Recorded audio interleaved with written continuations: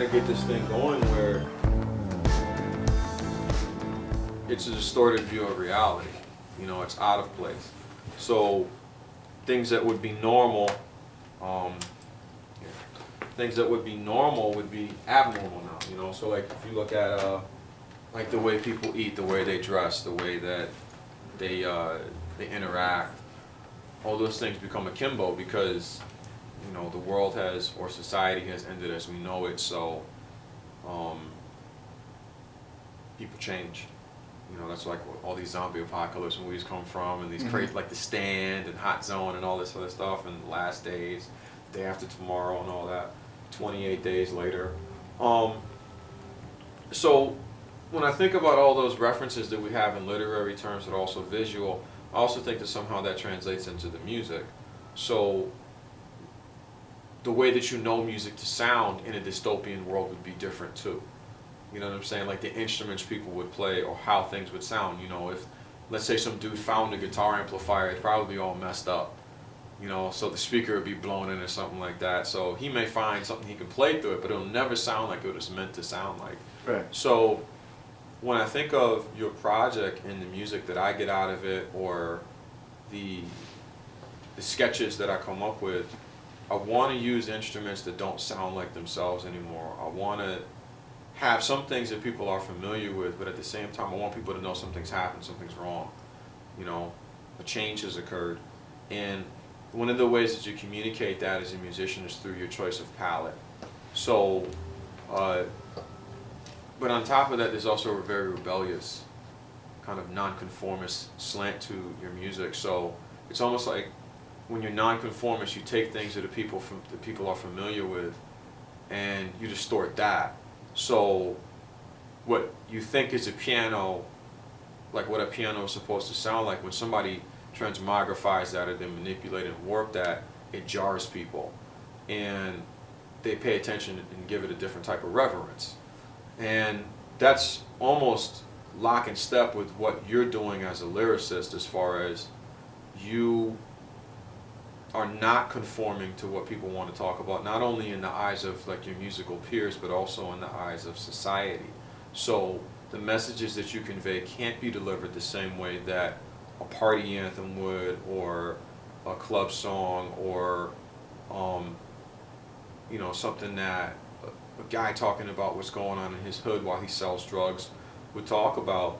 So it's only befitting in my mind of mine as a producer, when I'm working with you or somebody like you, is to say that this person has to have a tailor-made suit of fucked up armor to match their perspective, so that even your music is kind of like on that, you know, Abby Hoffman fuck the system mentality. Like, you can't just come at somebody and say, well, I want to make an album that's about how we got to wake up and see what society is really about and what's really going on, and then give them like these pretty ass flutes and fairies and hummingbirds in the background and shit, and the prettiest instruments you can find in the most polished sounding music. Because while the contrast between that might actually come across as cool, it probably does a disservice to the person, because it makes you on some level sound like everybody else. You're just saying something different. And that's not truly causing diversity in music. That's just saying, I'm going to use the same methods everybody else is using, but hope that I get a different result, right? But in reality, we call that insanity. So what you have to do is carve your own path out, not just lyrically but sonically. So I see like that whole mechanical merger between where, you know, for example, like a dystopian future, a good example of it, where you involve rebellion, is that we've become so dependent on computers and technology that they take over our lives, which they have. That's what the Terminator and the Matrix are about, right? But when you rebel against that, there's the perspective that the people who rebel against it have, but they still have that integration to, you know, now they're using technology against technology. So like now we use social media to raise awareness instead of dumbing down the masses, but we still have that codependence on it. So you're kind of getting right into that realm of where you have that whole reoccurring thing in cyberpunk, where we know technology has taken over our lives, but what can we do to use it to re-empower ourselves and to give us control again? And so you have like that clash of, you want to free yourself from the system, but you got to kind of use parts of it against the enemy. You know, so like You're using hip-hop music as a weapon now instead of just as a way to make money. You're using it as a way to communicate rather than just a way to entertain people. But you've put it in that sonic blender to kind of give it that edge and attitude so that when people hear Capital Z's music, they know that it's like a call to arms. You know what I'm saying? It's the war drums. It's not just, oh, it's another rapper complaining about the ills of society. It's like, no, you're doing more than that. You're more like a griot. You're not just, you know, a dude saying things are fucked up in the world and things have to change. You're saying, well, we need to identify who our enemy is before we can even begin to approach the problem or attack the source of it, you know? And so the music has to reflect that.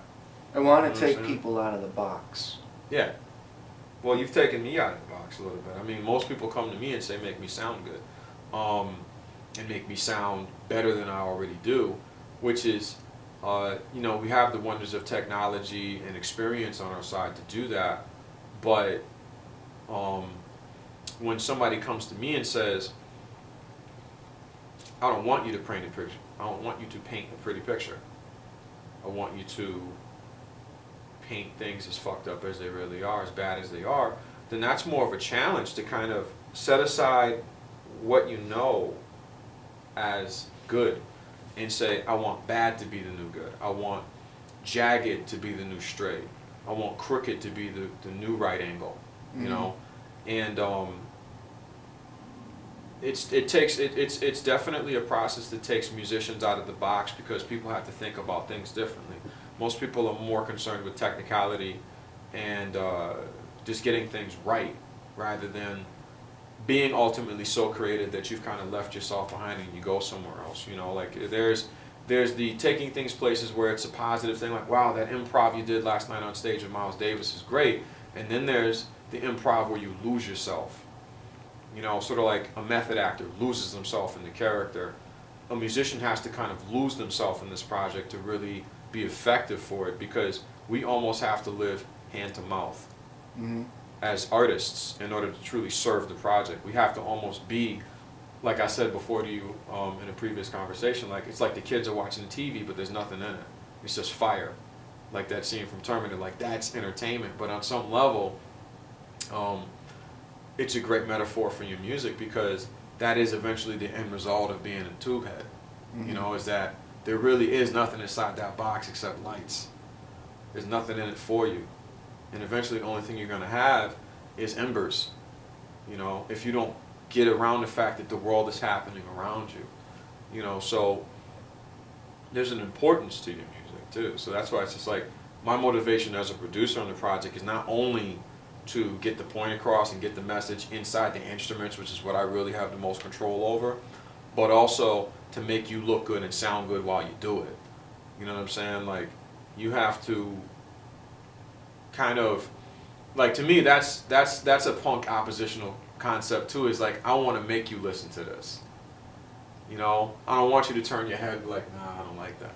You know, I want to almost make it intoxicating to listen to something that sounds like that.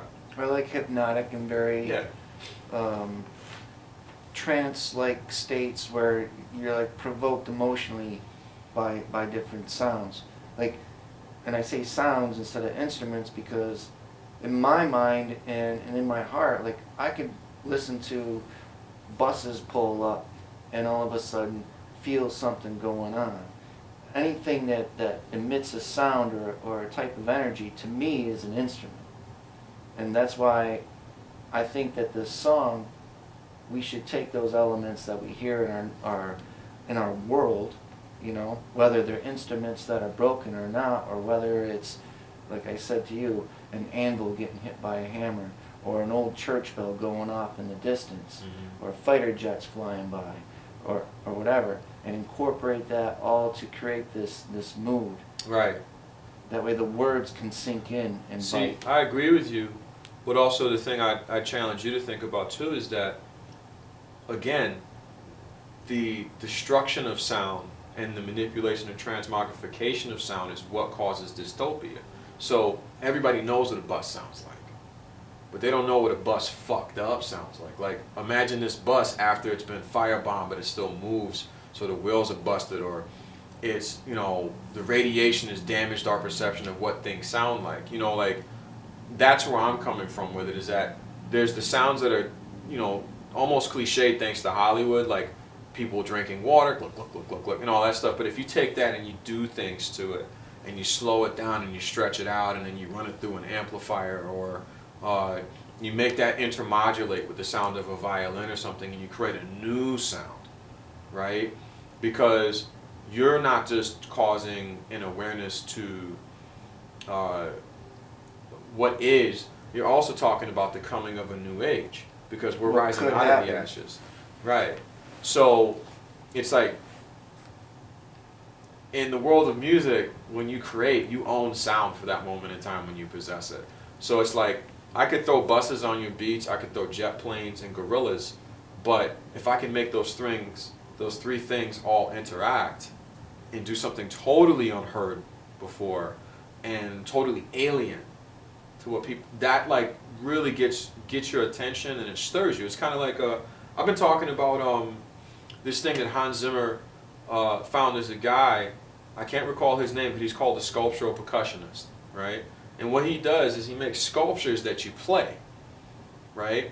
And they're just recycled junk metal that he finds, like it could be post office boxes or whatever, and there's like metal rods he puts in them of different lengths and depths and density. And then when he plays a bow across them, they intervibrate and intermodulate each other, and it's the most disturbing stuff you've ever heard. And Hans Zimmer, and me too, he heard these things, and he's just like, this sounds beautifully destructive. Mm-hmm. And that's what I think about when I think of sound as music for you, is that it's almost like if it's not disturbing people, then it's not going to snap them out of what they're used to. Like if people hear a cat, they're like, oh, it's a cat. Yeah, you got to That get doesn't people scare out of me. the That comfort doesn't. zones. That doesn't intrigue me. But when they hear sounds that are alien, you know, that are just like, what is that noise? You know, like, just like, it's like a smell. If you don't recognize a smell, you stop and you're like, oh, it's horrible. But then you're like, what is that? Right. And So then it's you might like, find out. but if you hear somebody screaming, most time you'll avoid it. You're just like, that's somebody screaming and yelling, whatever, right? But if you're a monster, half of you wants to see what the source of the sound is, the other half wants you to run. And that's impactful in music, is that you want to jar people at all costs when you have a message to get to them. You know, you listen to great albums by bands like Pink Floyd, and they have like an alto female screaming on some of the songs, and it's like, you have to think about it. No one heard anything like that before in music, ever. Never. Like, they never heard that before, and this is on a pop rock record that was like, for most part, just for tripsters. It was just like for people to drop acid to feel good, and then you have this disturbing, like, almost like somebody's wailing over a dead body, and it like really makes you pay attention to the record. And like they've talked about how like if they didn't have that disturbing noise, Mm-hmm. no one would have ever listened, because it's just music. They had traditionally recorded pianos, drums, a guy singing regular lyrics, but once they added those girls in, and they picked somebody who had a voice that people contemporarily don't typically choose to be a lead vocalist, an alto female, voices almost as low as a guy's, and they made her just scream and holler and wail, and it's just like, and that's like the part of the song everybody remembers now. And like every record that is meant to make the edge a little sharper, you know, Well, yeah, needs like to have that, those moments. The Pink Floyd song, when you start hearing the helicopters going off and those other sounds that are going, that to me was trippy. I mean, not to mention the music was very like harmonious, but intoxifying. You know, it just stirred you emotionally. Well, with them, what was amazing is that and see, this is why people need to kind of like not study music, but just pay attention. They, in practice, didn't really do anything all that imaginative with the music they played. It was what they played it on that made it, you know, the fact that they chose synthesizers over guitars and drum machines over real drums.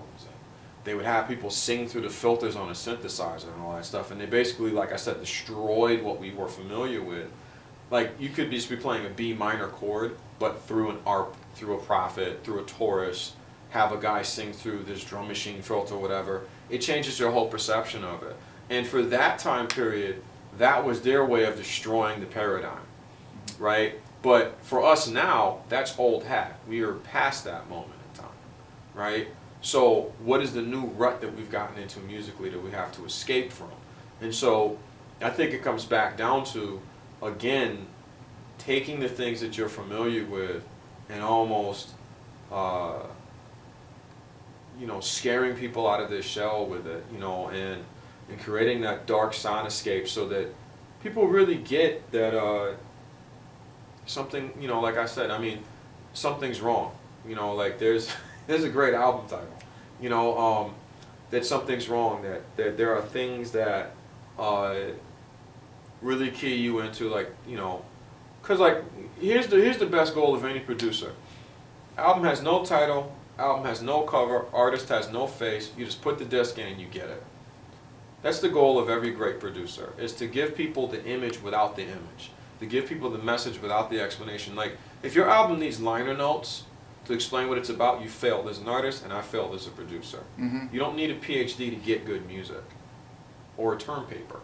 So the idea is the minute they hear the first cut, they're like, this has got to be like some androids on revolt, people fighting through their Macintoshes, hooked up to like their brain and shit, like crazy, off the wall, dystopian future shit. It has to spell that in the music primarily. Otherwise, it's not going to reach people the same way. It's just going to be a hip hop record with some different lyrics. I don't know how your childhood was, but as a child, the way that America was, it felt good. Like it was all about quality, and everything was moving in the right direction, and so forth. And then when all of a sudden all these laws play, and all of a sudden the jump in technology, it just went apeshit crazy. And I think it was more, in my conspiracy type mind, a way of monitoring better on people. It scares the shit out of me being a dad. Now I got 2 children that are going out into this world that who knows whether or not it's the government, or if it's big business, big corporations that are behind this, or is there something bigger behind it? And what really bothered me is, after I wrote this song, I went to just a friend and I read to him the first verse.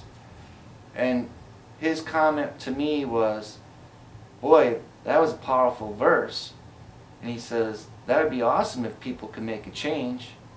And I said, well, would you? And he said, you think one person's going to make a change? I'll tell you what, if you can get 1 million people together, then I'll jump on board. Well, if everybody thought like that in America, it would never happen. And that bothers me because I got 2 little kids coming up in this world. So I wrote this song to kind of hopefully make people aware that there could be something bigger going on than our comfort zones of surviving and so forth. And it's not that I want to portray an album of like a revolution or some kind of what was it I said earlier about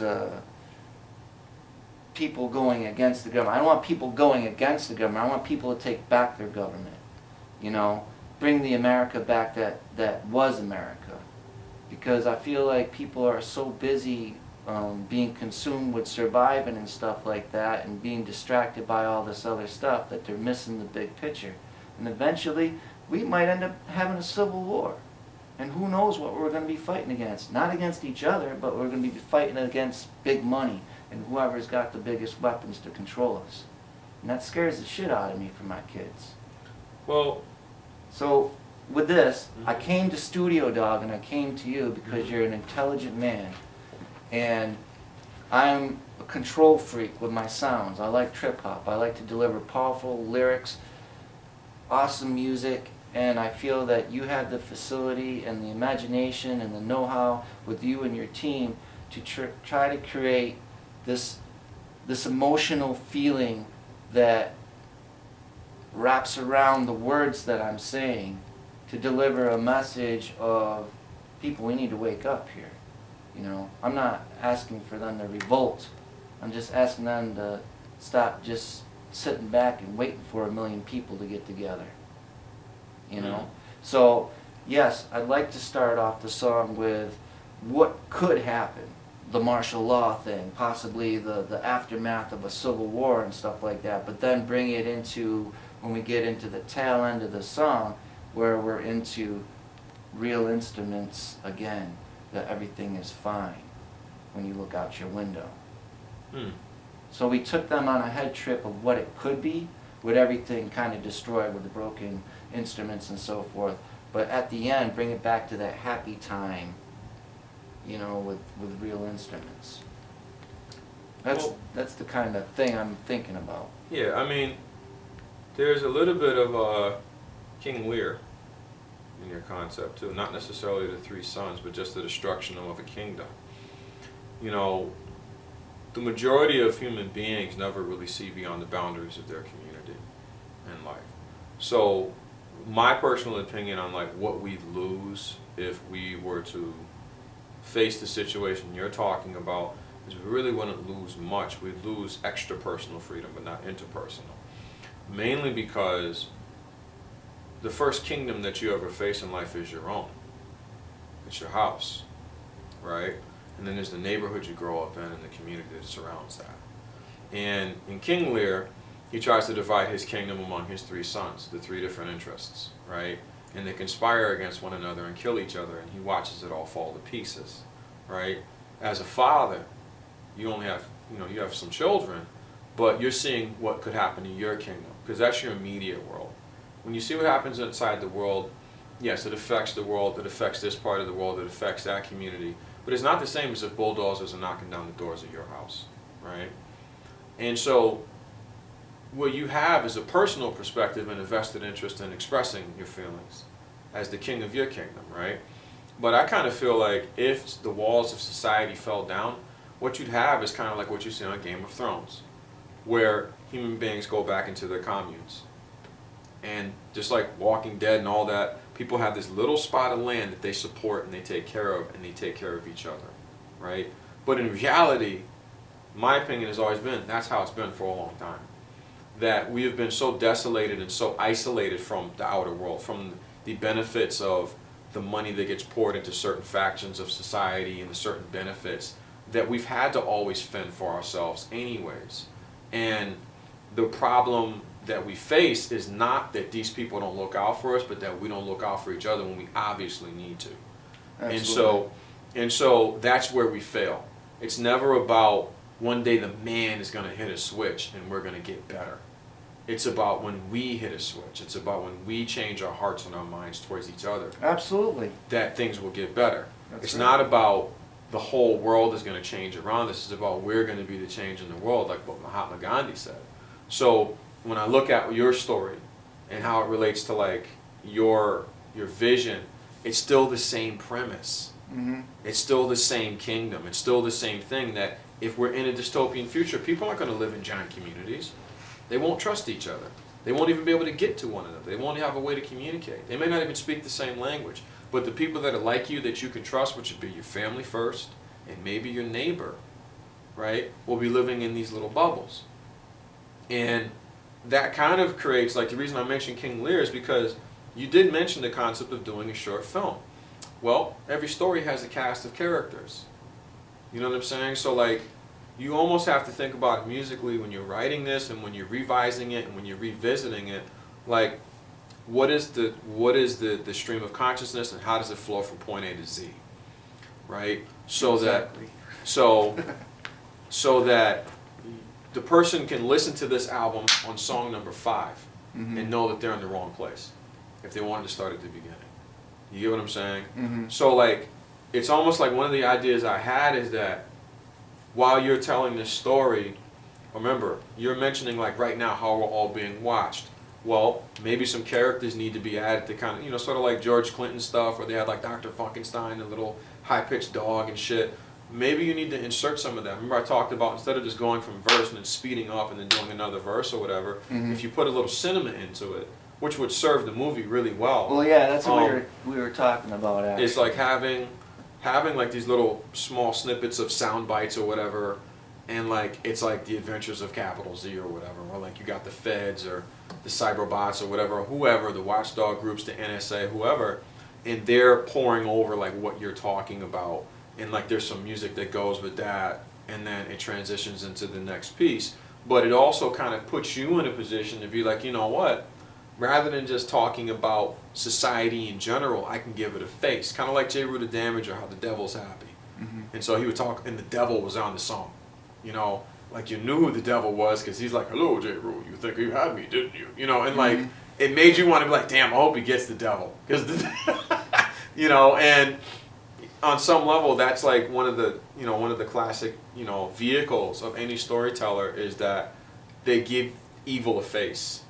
It may not have to be in the form of a name, but just that it's something that the listener can identify with, so they know that's evil. Like everybody that watches Star Wars knows who Darth Vader is. Like he looks evil, he talks evil, he does evil, he is evil. And they know who the good guys are, right? And in this story that you're telling, I guess we're the good guys, but on some level we're the bad guys too, because we created the problem. Yeah. You know what I'm saying? So like you have to kind of play with that dynamic and that dichotomy a little bit and be like, you know, well, how do I sell this to people? And how do I, you know, maybe the bad guys are us. We are. Maybe the bad guys are us. Maybe that's who's chasing you. Maybe that's who's listening to you and they don't get it and they want it to stop. Yeah. You know what I'm saying? Like maybe that's something to think about. But the sense of drama is implied just by the type of music you're writing. Like it's automatically on the wall. You know, it's not just a song. It's an anthology almost inside a song of a progression of mind state and thought. And you know, your job basically is to communicate and present that, and my job is to support that. You know, and so that's one of the things I come with when I look at like the pieces of music I'm putting together for you. Is that, excuse me, there's got to be a sense of drama to it. Otherwise, it doesn't capture people's attention. There's got to be like that whole concept of this is like a presentation of a sort, and this is an experience. I'd like you to somehow, with your talent and your skill, to try to provoke the different kinds of emotions and feelings. Like I'd like parts of the song to feel like anxiety, you know. I'd like parts to feel a little bit like depression, or parts to feel like you're exhilarated to do something, you know. Those different things I want to try to, through you and your vision and your know-how of what the sound makes you feel like. I want that. I mean, yes, I'm a rapper. Yes, I'm a lyricist. Those are the titles you gave me. I look at myself as an instrument. You are an instrument. And you call me a saxophone, you can call me whatever you want. I don't flow like anybody else. I don't spit like anybody else. And I don't do that purposely. I just rap from my heart. And whatever comes to my mind, I do it. And I live my life with no regrets. And if I can connect with people emotionally as well as mentally, and not exactly give them the answer, but make them want to search deeper into the answer, then I've done my job. That's all I want to do, is cause awareness to people to not be caught in the routines of working their 9 to 5, going home, making their dinner, running their kids here and there, and sitting on the couch and then blacking out and doing the same thing the next day. They're not living their lives. They're surviving. They're providing homes and things for their children and stuff, but they're not living their lives. Yeah, I mean, they're living somebody else's life.